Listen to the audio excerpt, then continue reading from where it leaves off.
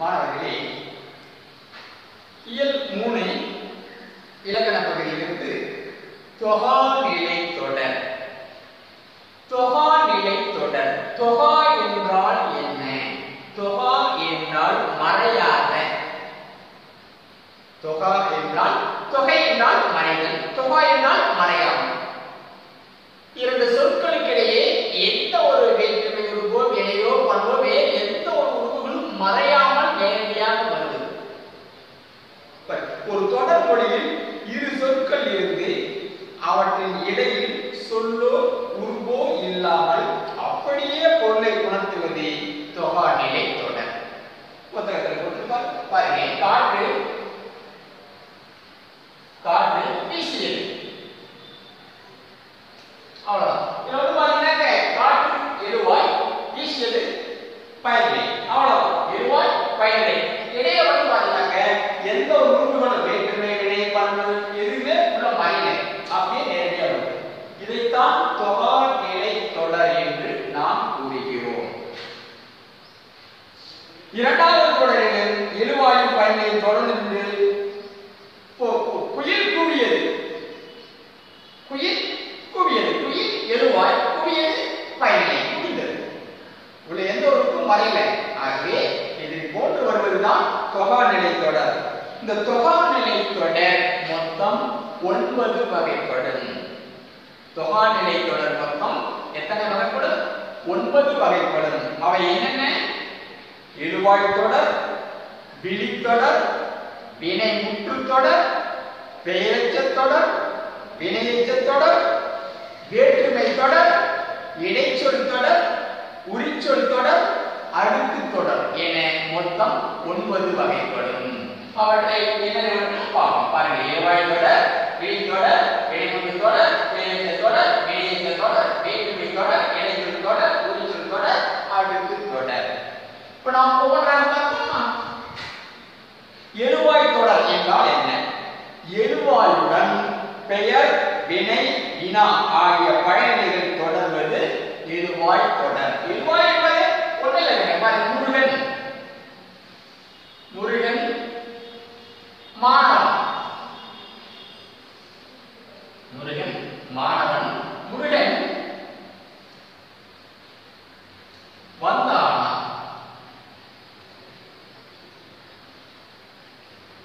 முருகன் படித்தான்,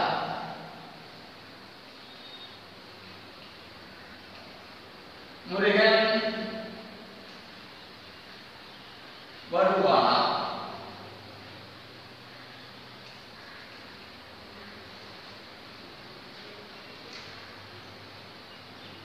முருகன் எழுவாய், மாணவன் பெயர், பெயர் பெயர்.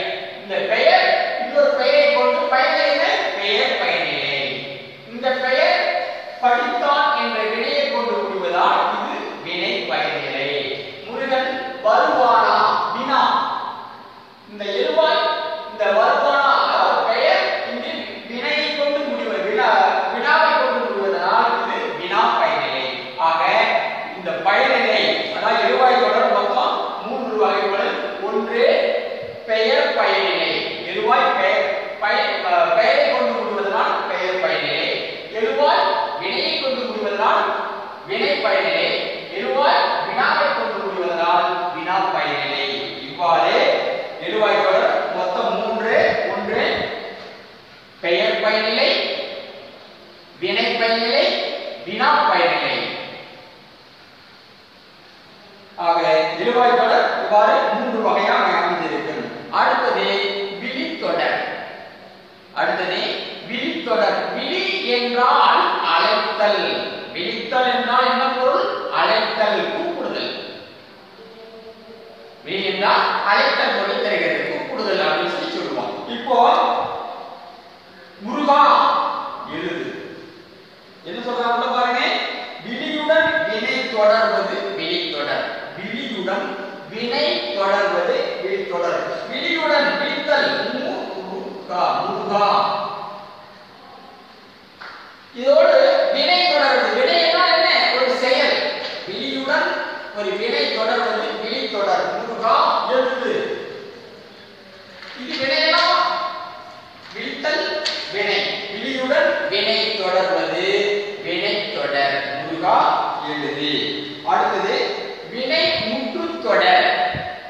வினைமுற்றுடன் ஒரு பெயர் தொடர்வது வினைமுற்று தொடர். வினைமுற்று ஒன்றுல எழுதினான் இது வினைமுற்று. புரிகிறதா? எழுதினான் என்பது வினைமுற்று. வினைமுற்றுடன் ஒரு பெயர் தொடர்வது வினைமுற்று தொடர். எழுதினான் முருகன். புரிகிறதா மாணவர்களே? எழுதினான் முருகன். எழுதினான் என்பது வினைமுற்று. வினைமுற்றுடன் ஒரு பெயர் தொடர்வதனால் இது வினைமுற்று தொடர் என்று கூறுகிறோம். விழித்தொடருக்கும் வினைமுற்று தொடருக்கும் வேறுபாடு தெரிகிறதா உங்களுக்கு? சரி, அடுத்தது பெயரெச்ச தொடர். பெயரெச்சம் என்றால் என்ன?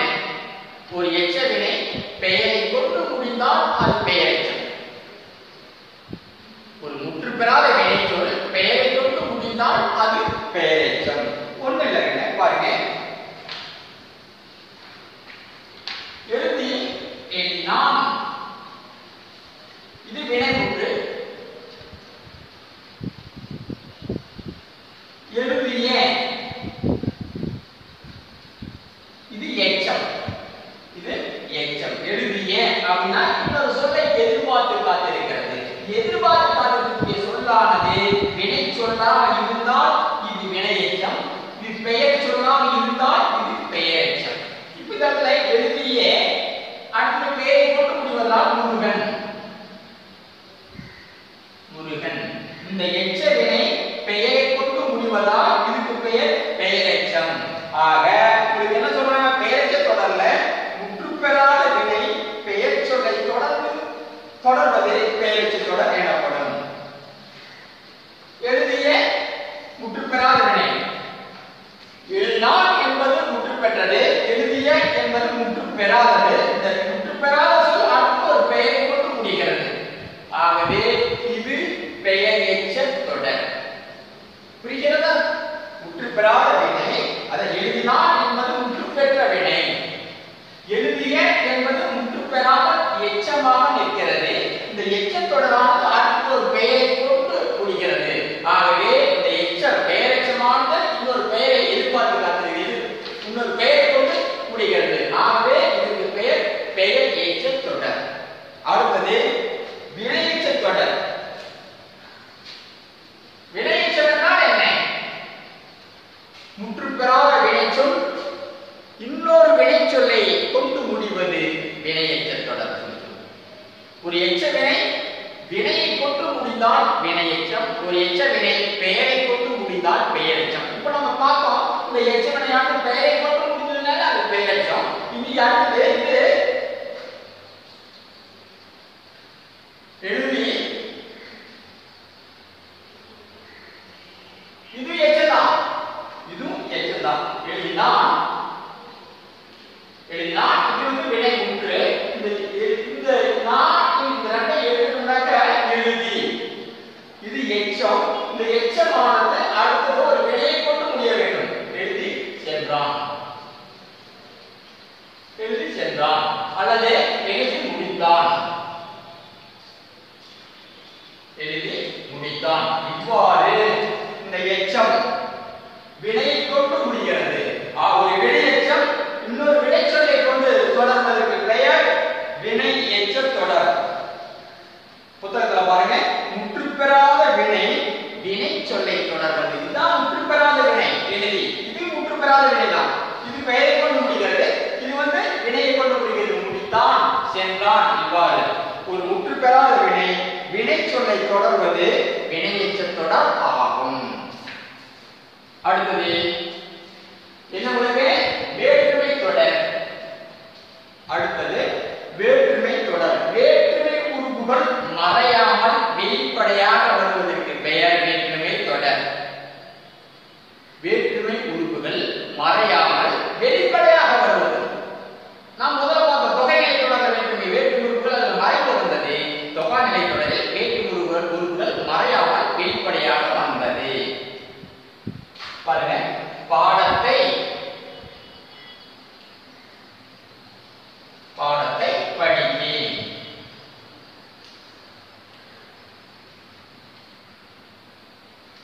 கட்டுரை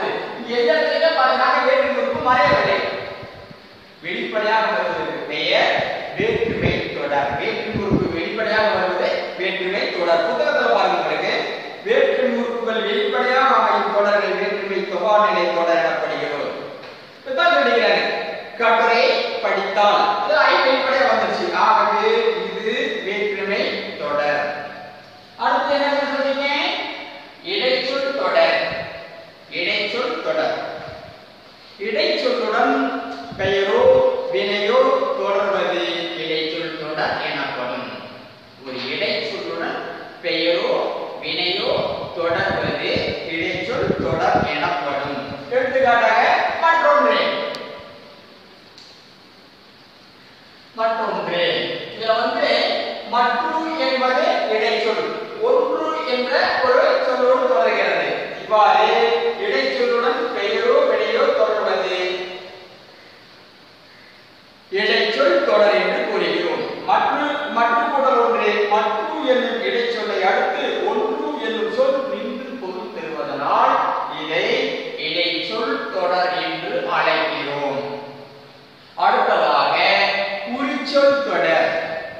உரிச்சொல்லுடன் பெயரோ வினையோ தொடர்வது உரிச்சொல் தொடர் ஆகும். உரிச்சொல் தெரியுமில்ல உங்களுக்கு?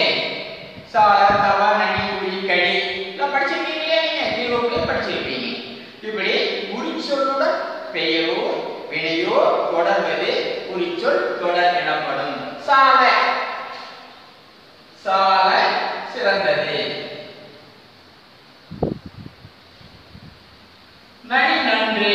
நனி நன்று. இவ்வாறு சால என்பது நனி என்பது உரிச்சொல். உரிச்சொல்லுடன் ஒரு வினையோ பெயரோ சேர்வதற்கு பெயர் உரிச்சொல் தொடர். நனி நன்று. நனி என்ற உரிச்சொல்லோடு அடுத்த சொல் தொடர்கிறது. சால என்ற உரிச்சொல்லோடு அடுத்த சொல் தொடர்கிறது. இவ்வாறு உரிச்சொல்லுடன் வேறு பெயரோ வினையோ தொடர்வதற்கு பெயர் உரிச்சொல் தொடர் என்று கூறுகிறோம். அடுத்ததாக அடுக்கு தொடர். அடுக்கு தொடர் என்பது உங்களுக்கு புரியுமல்லவா? ஒரே சொல் 2, 3, 4 முறை கூட வரலாம். ஒரே சொல் 2, 3, 4 முறை அடுக்கி வருவதற்கு பெயர் அடுக்கு தொடர். ஒரே சொல் 2, 3, 4 முறை அடுக்கி வருவதற்கு பெயர் அடுக்கு தொடர். அடுக்கு தொடரில் சொல்லை பிரித்தால் பொருள் தரும். அடுக்கு தொடரை பிரித்தால் பொருள் தருவது. எடுத்துக்காட்டாக பாம்பு பாம்பு பாம்பு அச்சராக சொல்றாங்க. பாம்பு பாம்பு பாம்பு பாம்பு சொல்றமா? ஏய் ஓடு ஓடு ஓடு ஓடு ஓடு சொல்றமா? வருக வருக வருக வருக தலைவரே வருக சொல்றமா? ஏய் எழு எழு எழு எழு வேகமா எழு சொல்றமா? இப்படி ஒரு சொல் 2, 3, 4 முறை அடுக்கி வருவதற்கு பெயர் அடுக்கு தொடர். இந்த அடுக்கு தொடரிலே எந்த ஒரு உறுப்பும் மறைந்து வராது. வேற்றுமை, வினை, பண்பு எந்த ஒரு உறுப்பும் மறைந்து வராது. ஆகவே இவையெல்லாம் தொகாநிலை தொடர் வகையை சார்ந்தது. தொகாநிலை என்றால் என்ன? வேற்றுமை உறுப்புகளோ பண்பு உறுப்புகளோ வினைச்சொற்களோ எதுவும் உள்ளே மறைந்து வராது. இவை தொகாநிலை தொடர் மொத்தம் எத்தனை வகைப்படும்? 9 வகைப்படும். தொகைநிலை தொடர் மொத்தம் எத்தனை வகைப்படும்?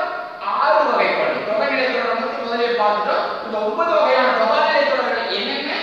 1 எழுவாய் தொடர், 2 விழித்தொடர், 3 வினைமுற்று தொடர், அடுத்தது பெயரெச்ச தொடர், வினையெச்ச தொடர், வேற்றுமை தொடர், இடைச்சொல் தொடர், உரிச்சொல் தொடர், அடுக்கு தொடர். இவ்வாறு தொகாநிலை தொடர்கள் மொத்தம் 9 வகைப்படும். ஏதாவது புரியவில்லை